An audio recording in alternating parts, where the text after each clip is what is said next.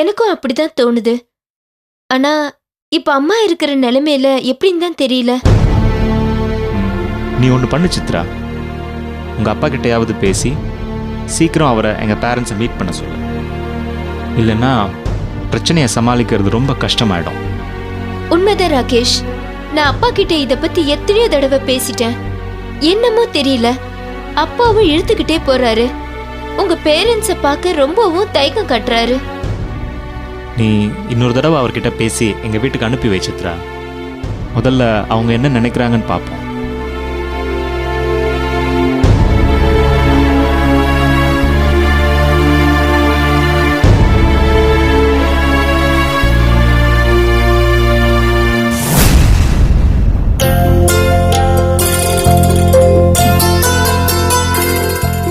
மீராக்கா, எப்படி உனக்கு நன்றி சொல்றதுன்னே தெரியல.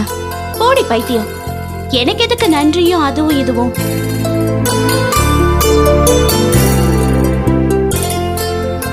அக்கா, நீ மட்டும் மனசு வைக்கலனா என்னோட கல்யாணம் நடந்தே இருக்காது. அது மட்டும் நிச்சயம். மெதுவா பேச ஸ்ருதி. நீ மட்டும் எனக்கு உண்மையை புரிய வச்சிருக்கலன்னா உன் வாழ்க்கை மட்டும் இல்ல, எத்தனையோ பேரோட வாழ்க்கைய அந்த மகேஷ் அழிச்சிருப்பான். அதுக்காக நீ வாழ வெட்டியா ஆயிட்டிய மீராக்கா? இது ஒண்ணும் எனக்கு புதுசு இல்ல ஸ்ருதி. நான் வாழ்ந்து முடிச்சுட்டேன்னு சொல்றதை விட வாழ்ந்து கெட்டுட்டேன்னு சொல்றதா சரி. நான் இப்படியே இருந்துடுறேன். மீராக்கா, மகேஷ் மாமா வெளியே வந்ததும் உன்னை பார்க்கணும் தானே நினைப்பாரு. அவரு நினைச்சிட்டா அது நடந்துடுமா? எந்த முகத்தை வச்சுக்கிட்டு என்ன பார்க்க வருவாரு? மீராக்கா, உன்னை இப்படி பார்க்க என் மனசு கேட்கல. அப்போ என்னை இந்த வீட்டை விட்டு போன்னு சொல்றியா? அப்படி நான் நினைப்பேனா மீராக்கா? அதான் எங்க கல்யாணத்தை எப்படியோ நடத்தி வச்சிட்டல. ஆனா நீ மகேஷ் மாமாவை மன்னிச்சு அவர் கூட வாழ்க்கை நடத்துறதுதான் உனக்கு நல்லது. ஏதேது பெரிய மனுஷியாட்டம் எனக்கே அட்வைஸ் பண்ண வந்துட்ட? ஸ்ருதி, நீ என்ன பத்தி ஒண்ணு கவலைப்படாத. நான் எல்லாத்தையும் சமாளிச்சுக்கிறேன். நான் இங்க இருக்கிறது உங்க 2 பேத்துக்கும் இடைஞ்சல்னா மட்டும் நான் வீட்டுக்கு போயிடுறேன். அசட்டு மீரா, நான் அப்படி நினைப்பேனா? நீ ஏன் கூடவே என்னைக்கும் இருக்கணும். எதுக்கும் மதன ஒரு வார்த்தை கேட்டுடு. அவருக்கு இதுல ஒன்னும் பிரச்சனை இல்லையான்னு.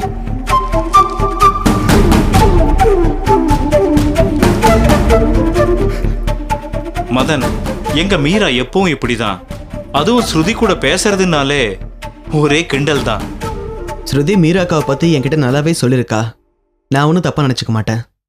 மீரா, நீ என்ன வேணும்னாலும் பேசு. ஆனா நீ இப்படியே இந்த வீட்டுல இருந்துட முடியாது. என்னப்பா சொல்றீங்க? ஆமாமா, நீ உன் புருஷன் கூட சேர்ந்துதான் வாழணும். ஆமா, புருஷனா இருந்தா சேர்ந்துதான் வாழணும். அதுல தப்பே இல்ல. ஆனா அவரு எனக்கு புருஷனா இல்லையாங்கிறத கோர்ட்ல தான் இனி டிசைட் பண்ணணும். அதுக்கப்புறம் பார்க்கலாம். என்ன மீராக்கா பேசுற? ஆமா ஸ்ருதி, இனியும் அந்த ஆள் என்ன முட்டாளாக்குறத நான் பார்த்துட்டு இருக்க மாட்டேன். அக்கா, நீ அவசரப்படுற. கொஞ்சம் பொறுமையா சிந்திச்சு பாரு. இப்ப மகேஷ் மாமா என்ன தப்பு பண்ணிட்டாரு? ஸ்ருதி, நீ எப்படி கேட்டேன்னா? அக்கா, மதனை கொல்ல பார்த்தாருங்கிறது நம்மளோட ஊகந்தானே ஒழிய அதை நம்மளாலேயோ இல்ல போலீஸாலேயோ நிரூபிக்க முடியல. அப்புறம் நாம யாரு அவரை தண்டிக்கிறதுக்கு? ஸ்ருதி, உன்னோட நல்ல மனசு எனக்கு புரியுது. இப்படியே அந்த ஆள் பண்ற எல்லா தப்பையும் சாட்சி இல்லைன்னு விட்டுட முடியாது. அத மறந்துடாத. இல்ல மீராக்கா, மகேஷ் மாமா நினைச்சிருந்தா எங்க கல்யாணத்துல யாரையாவது வச்சு குழப்பம் வர வச்சிருக்கலாம். அப்படி பண்ணலையே. உள்ள இருக்கிறதுனால ஒண்ணுமே பண்ண முடியாம போயிருக்கலாம். ஆனா அதுக்காக அந்த ஆள் இதை பண்ணலன்னு ஆயிடுமா? இப்போ எதுக்கு நாம அதை பத்தி எல்லாம் பேசணும்? மதன், அதுக்காக மகேஷ் மாமா மேல மீராக்கா தேவையில்லாம சந்தேகப்பட்டு தன்னோட வாழ்க்கையை அழிச்சுக்க வேண்டாம்.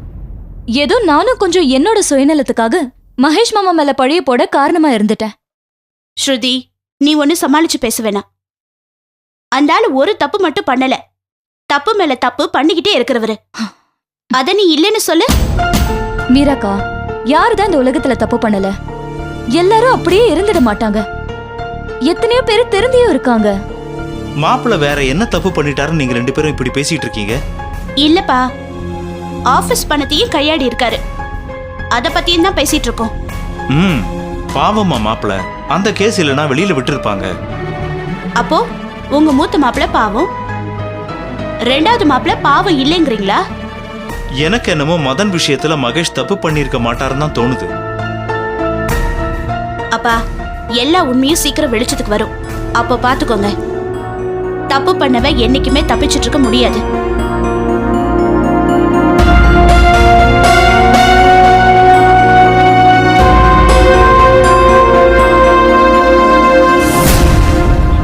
அப்பா, நான் ஒரு விஷயம் சொன்னா கோச்சிக்க மாட்டீங்களே?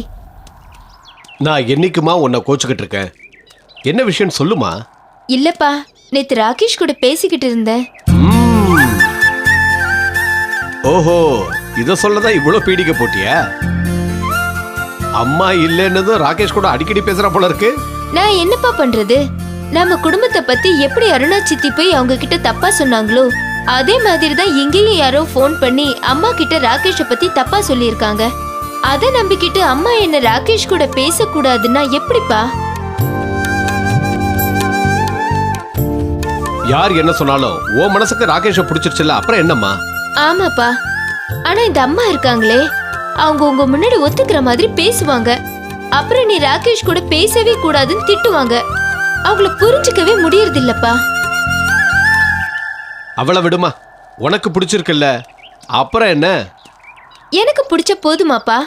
அம்மா வேற ராகேஷை கல்யாணம் பண்ணிக்கிட்டா இந்த அம்மா செத்துட்டான்னு நினைச்சுக்கோன்னு எமோஷனலா பிளாக்மெயில் பண்ணிட்டு இருக்காங்க. அப்புறம் நான் என்னப்பா பண்றது? விஜய், அவன் நான் சமாளிச்சுக்கிறேன். சரி, இப்ப ராகேஷ் ஃபேமிலில இதுக்கு ஒத்துக்கிட்டாங்களாமா? அவங்க ராகேஷோட விருப்பம்னு சொல்லிட்டாங்கப்பா. எதுக்கும் நீங்க ஒரு வாட்டி போய் அவங்க கூட பேசிட்டீங்கன்னா நல்லா இருக்கும்னு ராகேஷ் பிரியப்படுறாருப்பா. அதான். சித்ரா, இது என்னோட கடமை. நீ சொல்லிதான் நான் செய்வேன்னு இல்ல.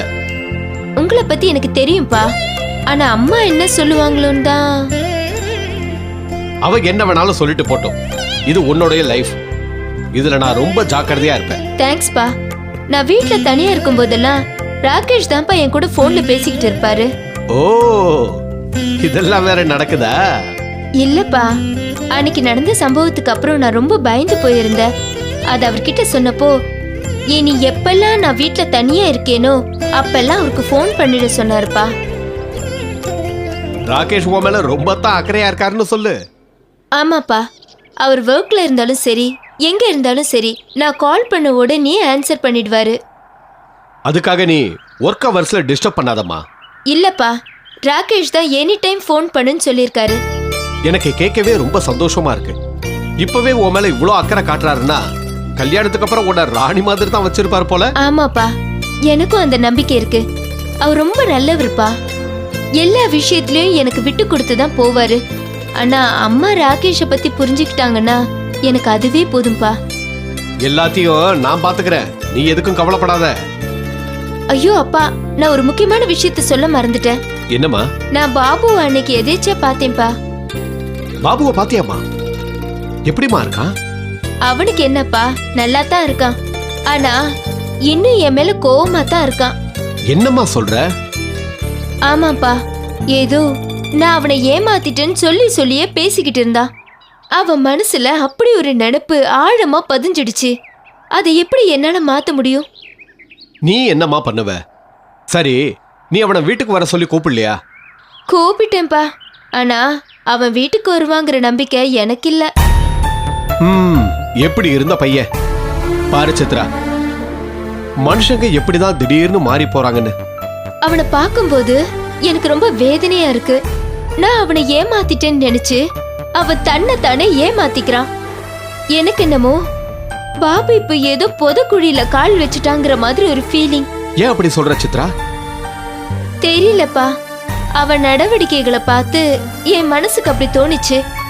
அவன் ஏதோ சேரக்கூடாத இடத்துல சேர்ந்துட்டானோன்னு. சில பேருக்கு பட்டாதான் சித்ரா புத்தி வரும்.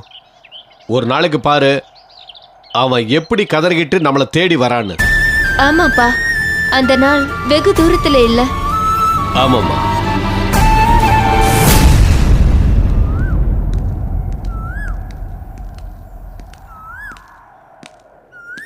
வீட்டை கட்டிப்பாரு கல்யாணத்தை பண்ணிப்பாருன்னு சொல்லுவாங்க. அது எவ்வளவு உண்மைன்னு இப்பதாங்க புரியுது. உண்மைதான் சோபா, நம்ம மதன் ஸ்ருதி கல்யாணம் நல்லபடியா முடிஞ்சிருச்சே, அதுவே போதும். ஆனா ஒரு விஷயத்துல மட்டும் எனக்கு சந்தோஷமே இல்லைங்க. எந்த விஷயத்தை பத்தி சொல்ற? அதான் நம்ம மதன் ஸ்ருதி வீட்டுல தங்கி இருக்கிறது. நாம என்ன பண்ண முடியும்? எத்தனையோ தடவை மதன் கிட்ட இதை பத்தி பேசி பார்த்துட்டேன், அவன் கேட்கறதா இல்ல. சரி, இப்பதானே அவன் வேலைக்கே போக ஆரம்பிச்சிருக்கான், மெதுவா செட்டில் ஆகட்டுமே.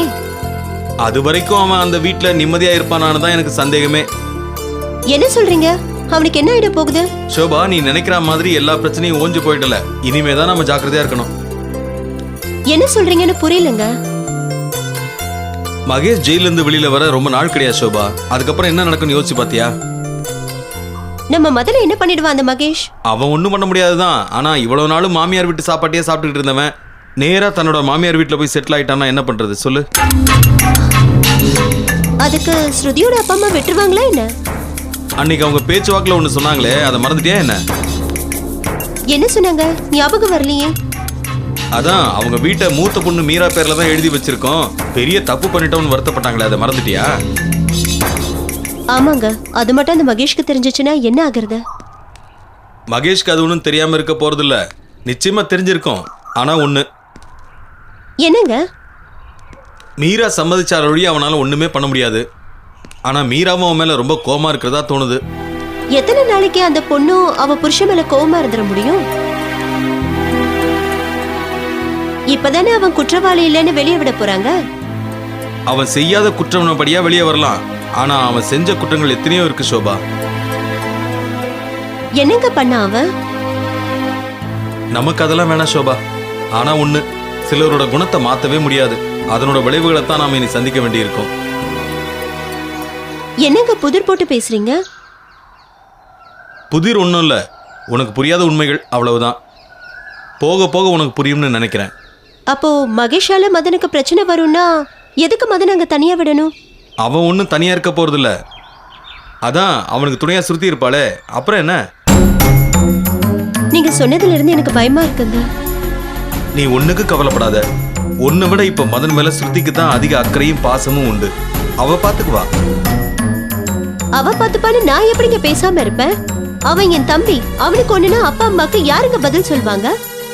மதனை பத்தி ஸ்ருதிக்கு என்ன தெரியும்? சரியா போச்சு. உன் பேச்ச பார்த்தா நம்ம வீட்லயும் நாத்தனார் சண்டை ஆரம்பிச்சிரும் போல இருக்க. நல்ல வேளை மதன் நம்ம வீட்டுல வந்து தங்கிக்கிறேன்னு கேட்காம இருந்தானே. நான் ஒன்னும் ஸ்ருதி கூட சண்டை போடணும்னு அப்படி பேசல. நீங்க தானே சொன்னீங்க மதன் மேல ஸ்ருதிக்கு தான் பாசமோ அக்கறையோன்னு. சும்மா ஒரு பேச்சுக்காக சொன்னேன், அதுக்காக அது உண்மையாயிடுமா? பேச்சு கூட யாரும் அப்படி சொல்றதை என்னால தாங்கிக்க முடியாது ராகுலன். சொல்லப்போனா மதன் என் கூட 27 வருஷம் பிறந்து வளர்ந்தவன். ஆனா ஸ்ருதிக்கு மதன் எத்தனை வருஷம் தெரியும் சொல்லுங்க? ஒரு 2 வருஷம் வச்சுக்கோ. ஏன் இல்ல, ஒரு 10 வருஷனே வச்சுக்கோங்க. அப்ப யாருக்கு மதனை பத்தி நல்லா புரிஞ்சிருக்கோன்னு சொல்லுங்க. சோபா, மதுரைக்கு வந்த சோதரன் சொல்லுவாங்களே, அது இப்ப எனக்கு வந்திருக்குன்னு நினைக்கிறேன். நான் கேட்டதுக்கு மட்டும் பதில் சொல்லுங்க ராகுலன். சரி, நீ தான் ஸ்ருதியோட மதனை நல்லா புரிஞ்சு வச்சிருக்க. உனக்கு தான் மதன் மேல ரொம்ப அக்கறையும் பாசமும் இருக்கு. நீ தான் மதனுக்கு எல்லாமே. போதுமா இல்ல இன்னும் பேசிக்கிட்டே போட்டுமா? போதும் போதும், இனியாவது என் மனசு அப்செட் ஆகாதபடி பேசுங்க. அட கடவுளே, இப்பவே இப்படின்னா இது எங்க போய் முடிய போகுதுன்னு தான் எனக்கு புரியல. ஆண்டவன் தான் ஸ்ருதியையும் மதனையும் இவகிட்ட இருந்து காப்பாற்றணும்.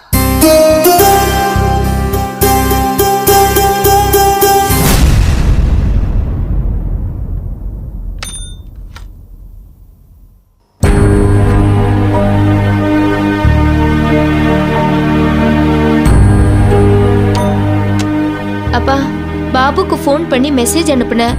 இன்னும் என்ன காண்டாக்ட் பண்ணவே இல்ல. எதுக்குமா இப்ப போய் அவனுக்கு ஃபோன் பண்ண? அம்மா ஹாஸ்பிட்டல்ல இருக்கிற விஷயத்த கூட அவங்கிட்ட சொல்ல முடியல. நான் அவனை பார்க்கணும்னு நீ சொல்லியே வராதவன் உங்க அம்மாவைய பார்க்க வந்துருவான் சொல்லு.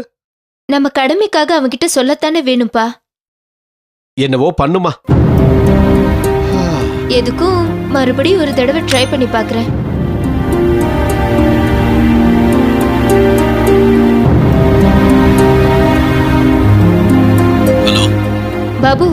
சித்ரா பேசுறேன். தெரியுது, என்ன விஷயம் சொல்லு. இல்ல, அம்மாக்கு உடம்பு சரியில்லை, ஹாஸ்பிட்டல்ல இருக்காங்க. இத சொல்லதான் ஃபோன் பண்ணியா? ஆமா, அது மட்டும் இல்ல, அப்பா உன்னை பார்க்கணும்னு சொல்லிக்கிட்டே இருக்காரு. எனக்காகவாவது நீ ஒரு வாட்டி வந்து அவரை பார்க்க கூடாதா? நான் வந்து பார்க்கறேன்.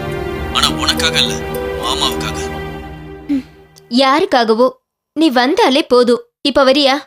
சரி வர. அப்பா, பாபு வரேன்னு சொல்லிட்டான்ப்பா. அப்படியா? ரொம்ப சந்தோஷம்.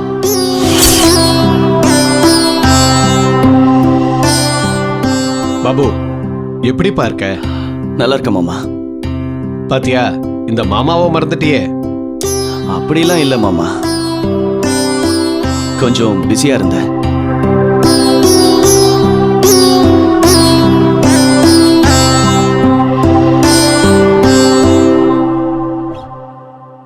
பாபு, சித்ரா என்கிட்ட எல்லாமே சொன்னா.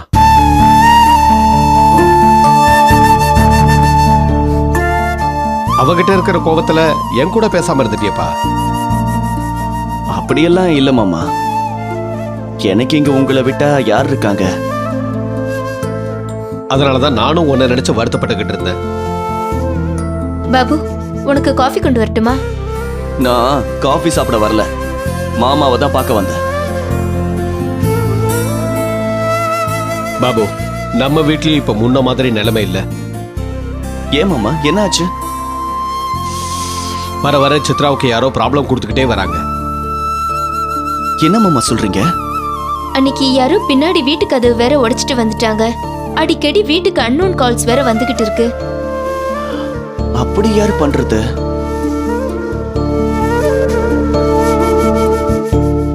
எனக்கு என்னவோ உன் ஃப்ரெண்டு மிக்கு மேலேயும் தினேஷ் மேலேயும் தான் டவுட்டா இருக்கு. ஏன் மாமா அவங்கள போய் சந்தேகப்படுறீங்க?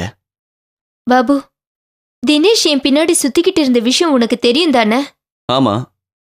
அது தவிர மிக்கு வேற அன்னைக்கு தினேஷ்காக மோகன் அங்கிள் கிட்ட தகராறுக்கு போயிருக்கான். ஓ,